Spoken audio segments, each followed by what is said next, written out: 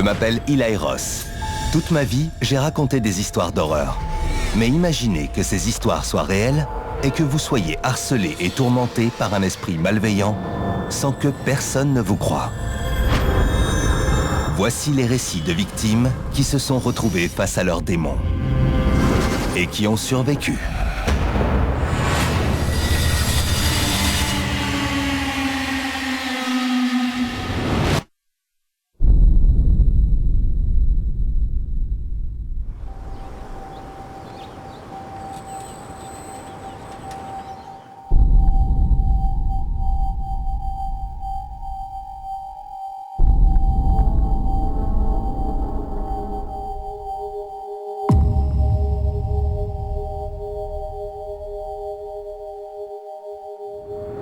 Ma chambre est l'un des lieux où j'ai vécu ces phénomènes. J'ai perdu du poids. Mon cœur battait la chamade à chaque fois que j'allais me coucher. Je prenais de la mélatonine et un autre médicament, sans doute un peu trop d'ailleurs. Mais ça ne changeait pas grand-chose. Chaque soir, j'étais terrifié à l'idée de dormir. Oh là là. Même maintenant, rien qu'en évoquant ça, je suis vraiment... J'ai un peu peur des conséquences. Quand j'en parle à de nouvelles personnes, j'ai remarqué que l'activité avait tendance à s'intensifier un peu, mais je vais quand même le faire. Je tiens à raconter mon histoire parce que je sais que tout était bien réel. J'ai été véritablement traqué et j'ai frôlé la dépression, voire l'internement. J'en étais vraiment pas loin. Je menais une vie insouciante. Je choisissais consciemment de faire ce qu'il ne fallait pas. Ça ne m'avait jamais nui, jusqu'à ce que ma vie bascule.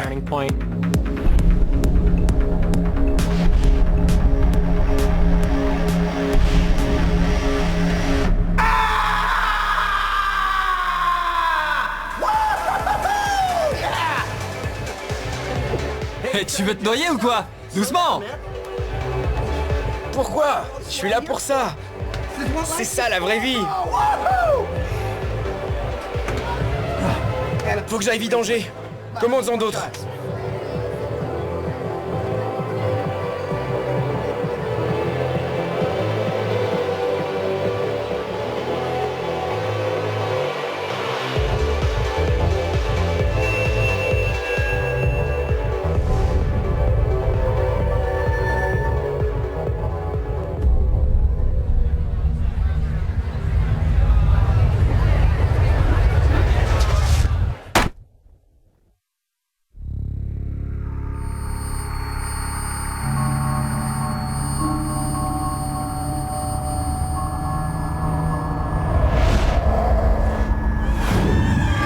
Allez!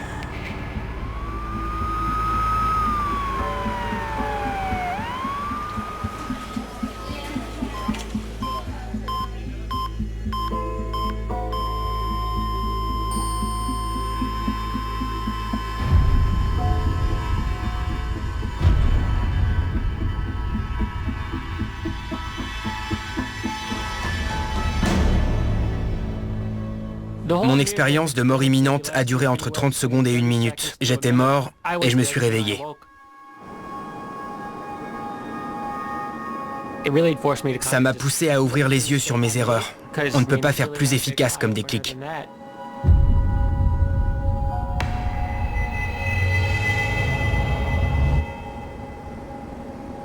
Je suis allé vivre chez mon grand-père, dans le comté de Suffolk. C'était l'occasion de mener une vie plus simple, mais aussi de l'aider. Il commençait à atteindre un âge où il valait mieux qu'il ne soit pas tout seul. J'étais content d'emménager chez lui. Je me sentais bien là-bas.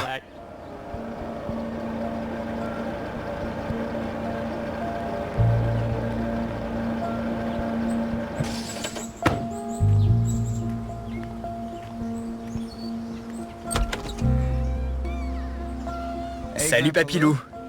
Bienvenue dans la cambrousse, fiston.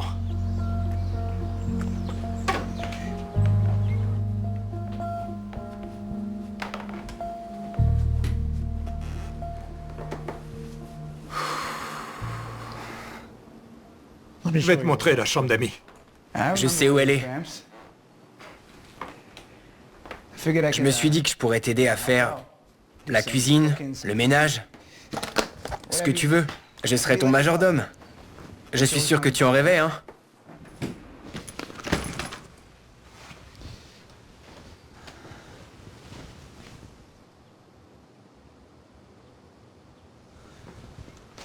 Alors, par quoi je commence? Dis-moi. On pourrait rendre visite à ta grand-mère? Ouais. Ouais, bien sûr. Elle adorait quand tu venais nous voir. Elle serait contente d'apprendre que tu vas rester ici un moment. Ouais.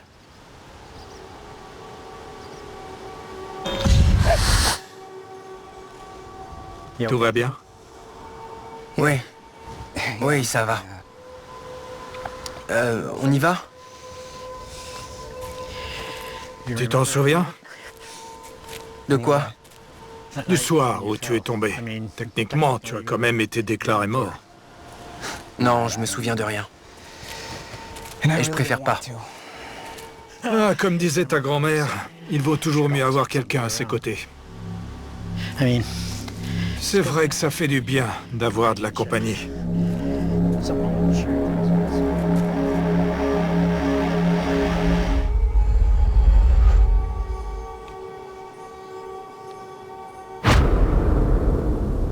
Quand j'y repense, c'était comme un avertissement avant une éruption volcanique. Mais je l'ai ignoré. Il y avait une drôle d'énergie dans l'air. Comme une légère pression. Un peu comme l'épaule de même nature de deux aimants qui se repoussent. Je ne sais pas comment décrire ça autrement, mais c'est quelque chose qu'on ressent. On sait que c'est là.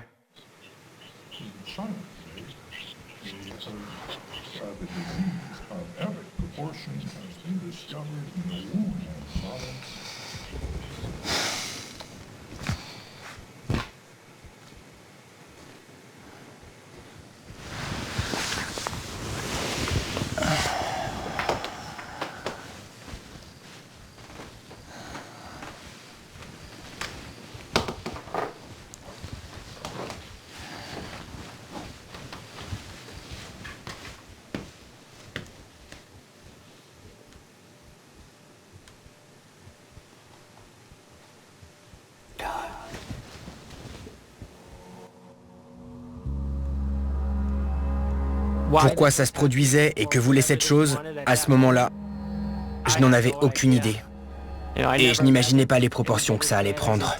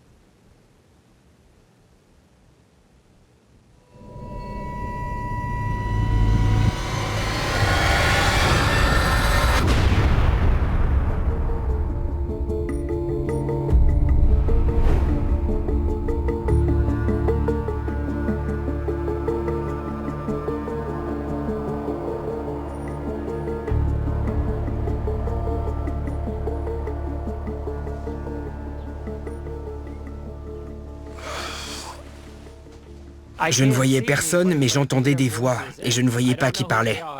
J'ai commencé à me dire que j'allais vivre des moments difficiles.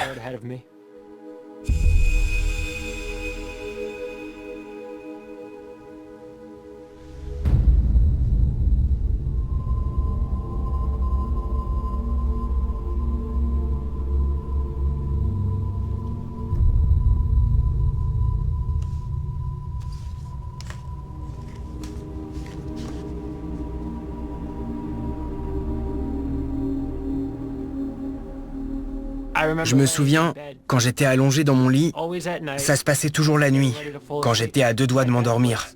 Mon lit bougeait, juste assez pour que je le sente. Et puis ça s'arrêtait. La première fois que ça s'est produit, je me suis tout de suite dit « C'est une entité surnaturelle qui a poussé mon lit ?» Et cette pensée est partie aussi vite qu'elle était venue. Mais elle m'a marqué. Je n'arrivais pas à m'en débarrasser. J'y pensais à longueur de journée. Est-ce que ça allait se reproduire? Et à partir de ce jour-là, ça n'a plus été pareil. Café.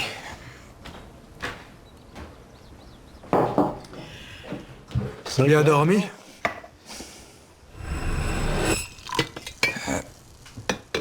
Comme un bébé.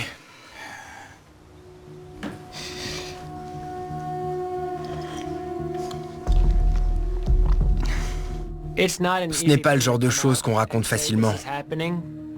Je ne craignais pas forcément qu'on remette ma santé mentale en question, mais plutôt qu'on pense que j'avais tout inventé, ou que je voulais attirer l'attention. Moi, je me disais que même si quelqu'un me croyait, je ne pouvais rien prouver et c'était ça que je trouvais le plus dur. Il fallait qu'on me croie sur parole.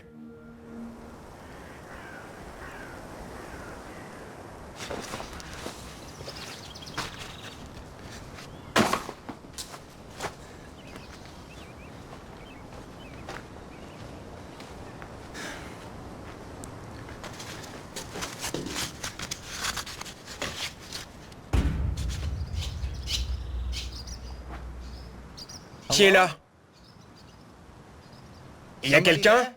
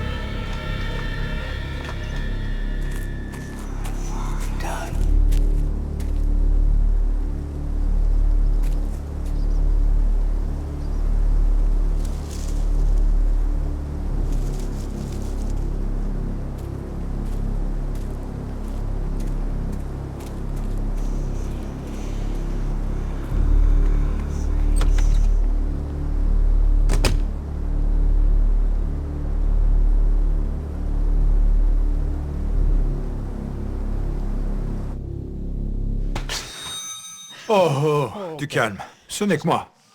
Pardon, papy. C'est bizarre. Il y a quelque chose dans les bois, je crois. T'entends jamais rien par là-bas? Un animal, peut-être? Dans ces bois, l'animal le plus dangereux, ça doit être le dindon sauvage. Allez, viens voir le match des Yankees. Ouais. Ouais, j'arrive.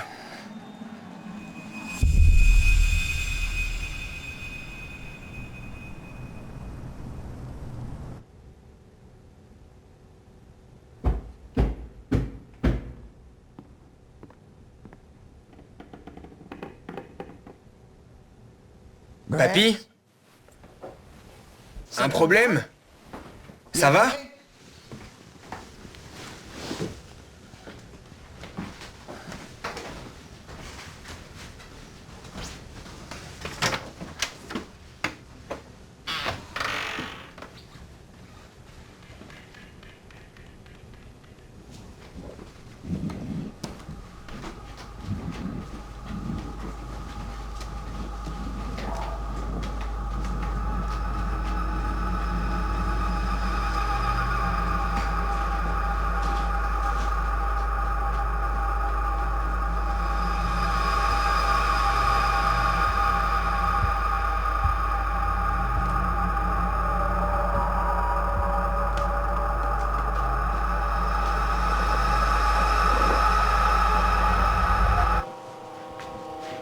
Papy? Ça va? Je peux t'aider? Tu t'es levé? Non. Pas du tout. Le chien noir. Devant ta porte.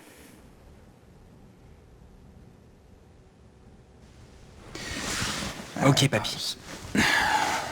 Faites beaux rêves.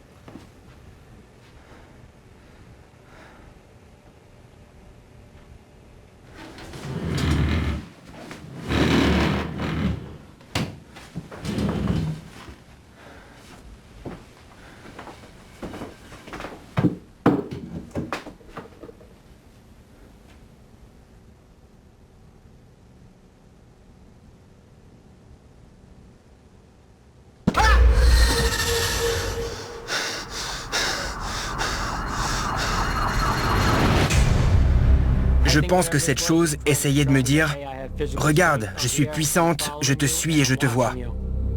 Et je me rappelle m'être dit « Waouh, elle cherchait vraiment à me terroriser ». Je n'aurais jamais imaginé que ça prendrait une telle ampleur. Mais quand ça a dégénéré, je n'ai jamais pensé non plus que ça s'arrangerait. On est entre deux mondes quand on dort. J'avais peur d'aller me coucher, tous les soirs. Je n'arrivais pas physiquement à m'endormir. J'ai même pensé, si c'est comme ça toutes les nuits, je ne tiendrai pas longtemps. Ce n'était pas tant le manque de sommeil en lui-même, mais la peur.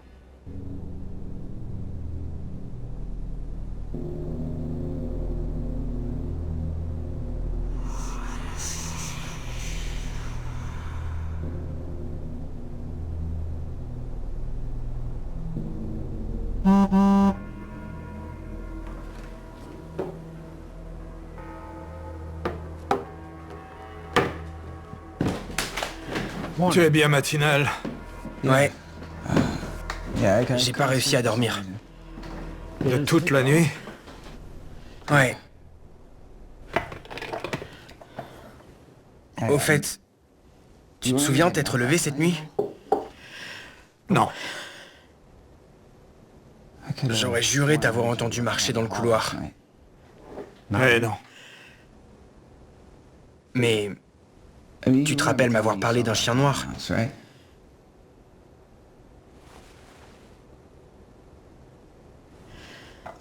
Tu vas faire quoi aujourd'hui? Pas grand-chose. Peut-être une sieste. On pourrait rendre visite à mon cousin Jerry.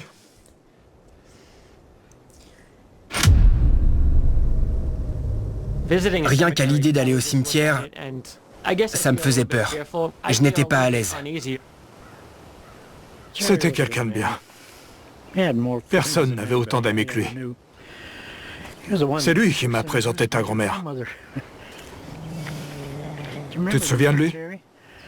Tu étais petit à l'époque.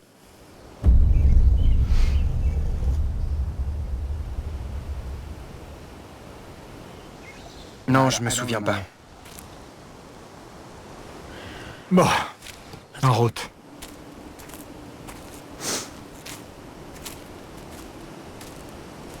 On dit que le sommeil est le cousin de la mort. Comme j'ai un cousin qui est mort, est-ce que ça veut dire que je suis endormi et que tout ça n'est qu'un rêve?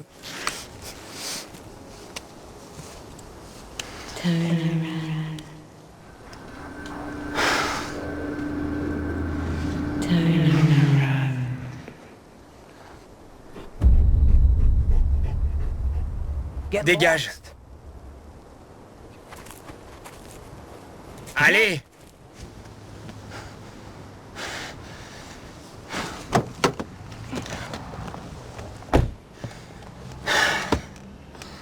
Peut-être que tu devrais faire une petite sieste en rentrant. Ouais. C'est pas une mauvaise idée.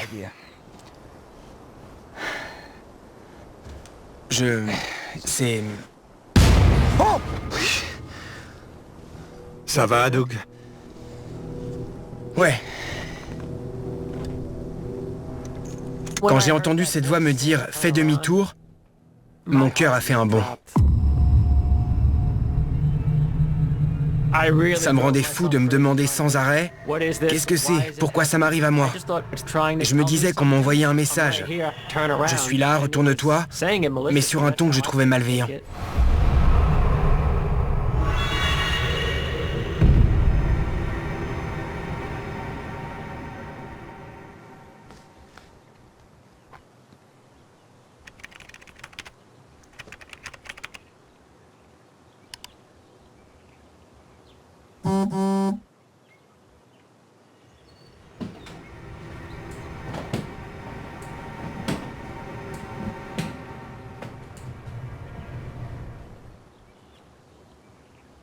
Bouh.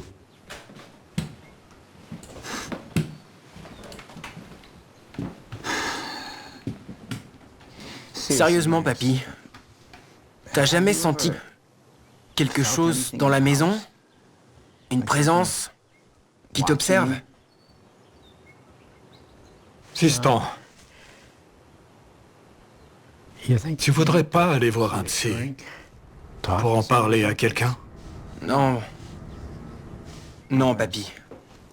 Laisse tomber. D'accord.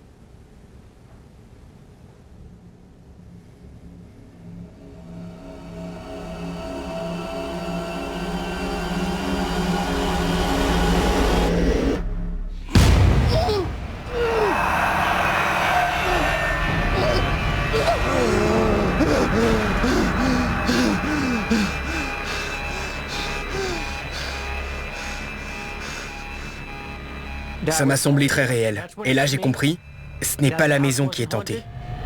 C'est moi.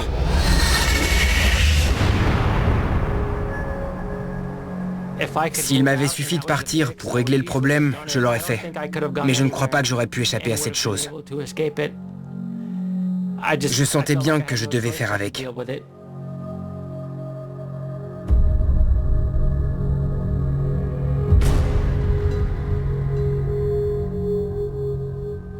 Au fil du temps, les phénomènes se sont multipliés et c'était de pire en pire.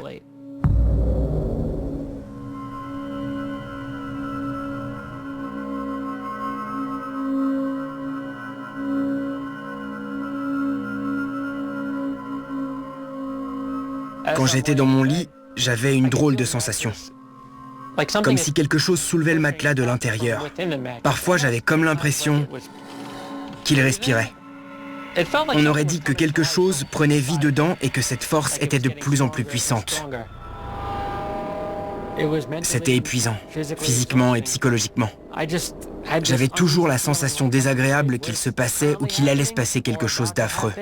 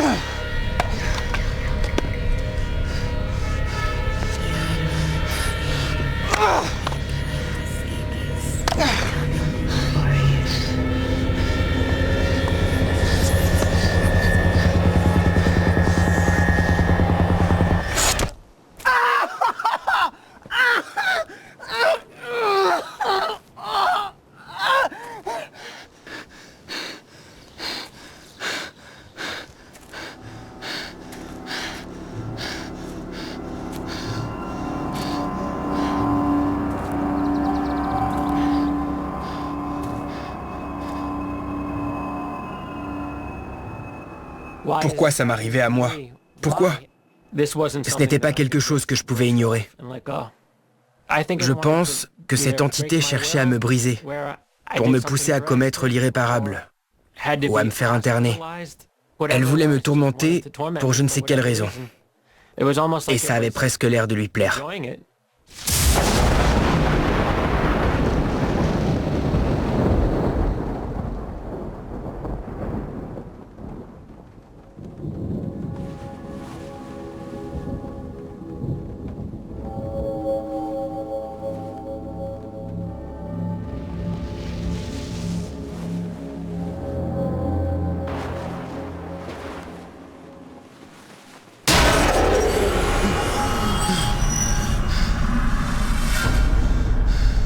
J'ai senti une présence qui ressemblait à un animal. Et quand je me suis retrouvé face à elle, je me suis dit, on dirait vraiment un chien. Ça sentait même comme un chien. C'est ce que j'ai ressenti quand ce truc était devant moi. Je crois que cette présence se nourrissait de ma peur. Je refusais de m'avouer vaincu. Je me disais qu'il devait y avoir quelque chose à faire. Je suis allé sur Internet pour trouver des réponses et une solution à la situation. J'ai entré les mots « surnaturel » et « chien noir » et dans la mythologie, il existe une créature appelée chien de l'enfer.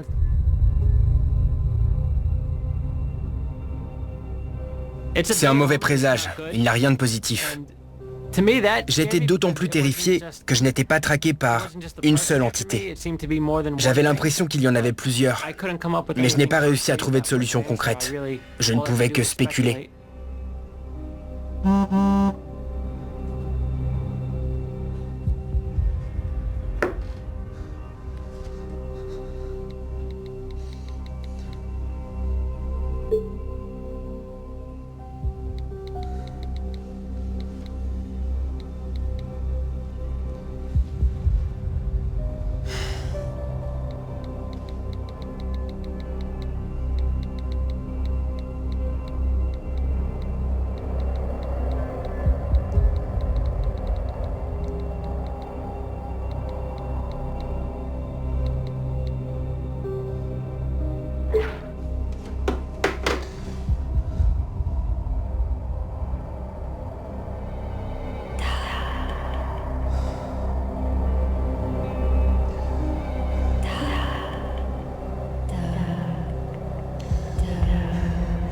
Oui.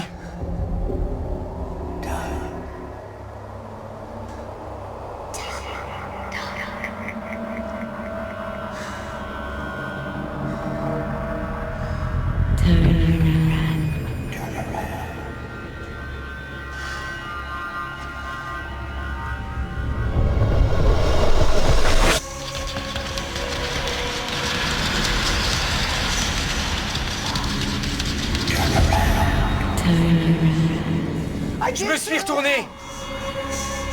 Qu'est-ce que vous me voulez? Répondez-moi!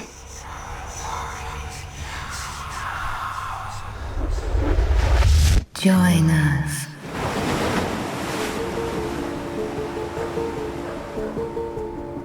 C'est quand je dors et que je suis tout seul que ça se produit le plus souvent. Plutôt la nuit, je dirais. Oui, ça se passe souvent la nuit. C'est clairement l'heure du crime. Il doit y avoir un rapport avec le sommeil. C'est peut-être à ce moment-là que cette chose essaie de s'insinuer. Dès que je m'allongeais, je sentais des pas, comme ça, qui se rapprochaient. Une chose venait trottiner, je la sentais sur mon oreiller près de ma tête. Je n'ai jamais été très croyant, mais j'ai une médaille de Saint-Michel et un crucifix. Parfois, quand je les tenais dans ma main, c'était moins fort.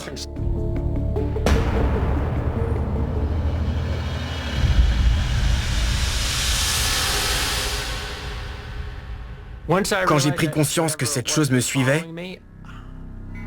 j'ai physiquement ressenti de la terreur. Il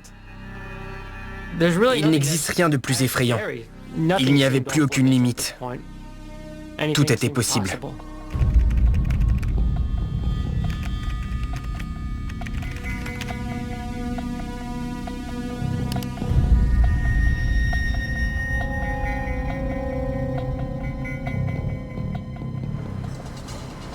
Doug Walter? Ce qui m'a frappé dans votre email, c'est ce qui vous est arrivé dans cette boîte de nuit. Vous savez combien de temps a duré la mort clinique? Ils m'ont dit 1 minute, sans aucun signe de vie.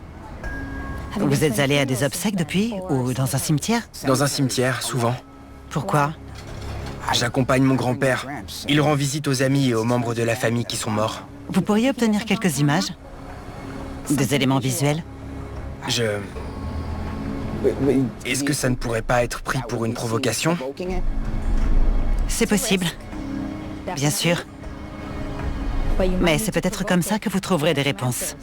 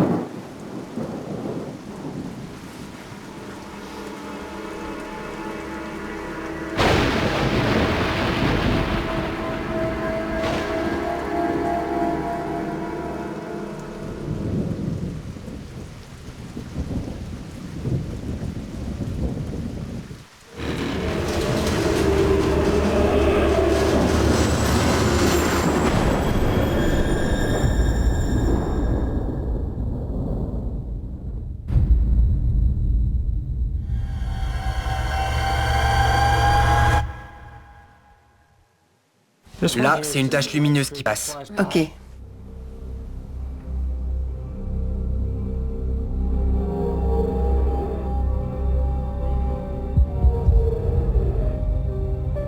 Il est 6h30.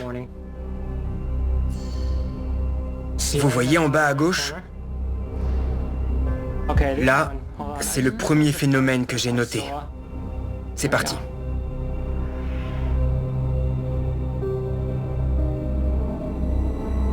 C'est quoi? On dirait un stroboscope. Là, je suis en train de dormir. Regardez au niveau de mes pieds. Ok. Pour l'instant, on ne voit rien.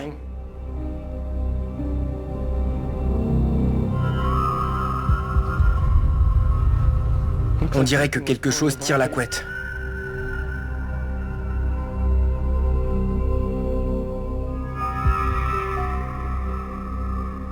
Je me disais, on dirait un roman ou un film, mais non, c'est ma vie. Ça se passe ici et maintenant. J'étais sûr que cette chose était là, et j'avais tellement peur que j'avais envie d'en parler à la terre entière. Je ne suis pas du genre bavard, mais je voulais que tout le monde le sache. C'était trop terrifiant.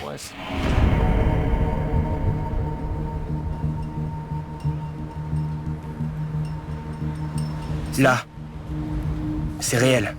Je n'en ai jamais douté. Alors dites-moi ce qu'elle veut pour que je lui donne et qu'on en finisse. Ne faites pas ça. Pourquoi? Et si vous n'avez pas encore compris, je vais vous expliquer. Vous êtes la cible d'une entité malveillante. Alors vous devez vous battre. Si vous lui donnez ce qu'elle veut, elle gagne. Trouvez ce qu'elle ne veut pas que vous fassiez et faites-le. Voilà comment riposter.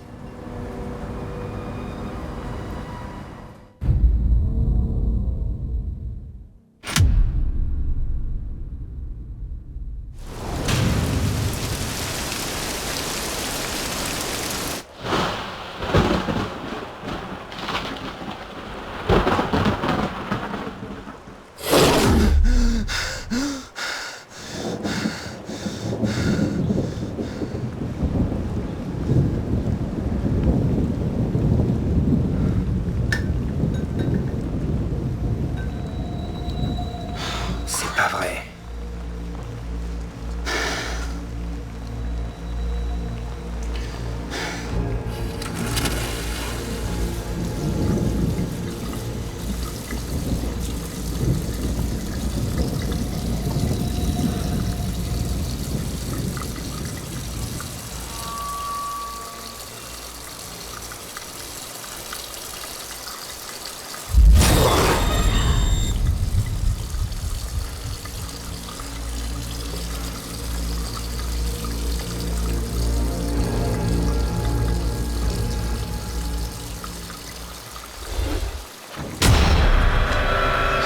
Au secours! Au secours! À l'aide!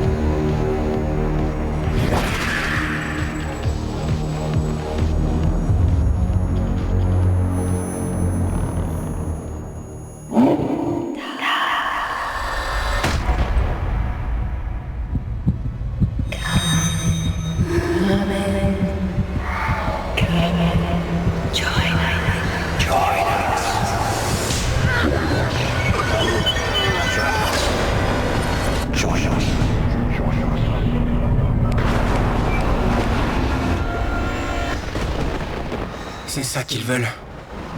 Quoi? Doug, tu es tombé. Ils m'avaient... et je suis reparti. Ils veulent que je revienne. Que je fasse demi-tour. Que je meure à nouveau. Quoi? Doug, assieds-toi. Tu n'iras nulle part. Je vais te chercher de l'eau. Il faut que je reste ici. Que je choisisse la vie.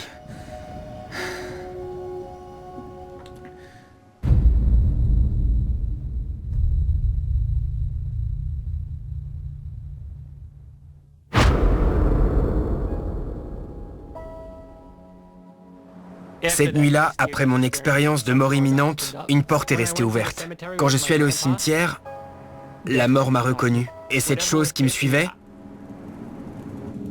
je pense que c'était simplement la mort. Peut-être que je ne fuyais pas, mais que j'allais quelque part. Probablement entre deux mondes. Je ne sais pas trop. Si je devais émettre une hypothèse, je dirais que j'essayais d'échapper à la mort. Je refusais de croire que je ne pouvais rien y faire. Il y avait forcément un moyen. Comme ça devenait de pire en pire, j'étais prêt à tout pour que ça s'arrête. J'avais entendu parler de la sauge et de l'eau bénite. Et j'ai aussi mis du sel autour de mon lit. J'ai tout essayé.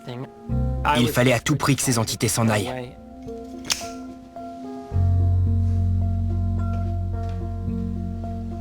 Ça fait maintenant 7 mois que tout a commencé. Et je ne sais pas si ces entités s'en iront. Mais moi, j'ai pris la décision de vivre, quoi qu'il en coûte. Vous dites que vous craignez que cette présence s'attache aux personnes à qui vous en parlez. Est-ce que vous pensez que ça pourrait nous concerner? C'est possible, surtout que vous y croyez et que vous reconnaissez son existence. Quand vous partirez, Oui. veillez à avoir un objet qui, quelles que soient vos croyances, pourrait vous protéger. Dans mon lit, quand je fermais les yeux, je continuais à percevoir des mouvements, à sentir quelque chose sur mon visage. Et c'est encore le cas tous les soirs. Je ne sais pas si je pourrais un jour dormir comme avant. La mort pense que je ne suis pas à ma place, mais moi, si.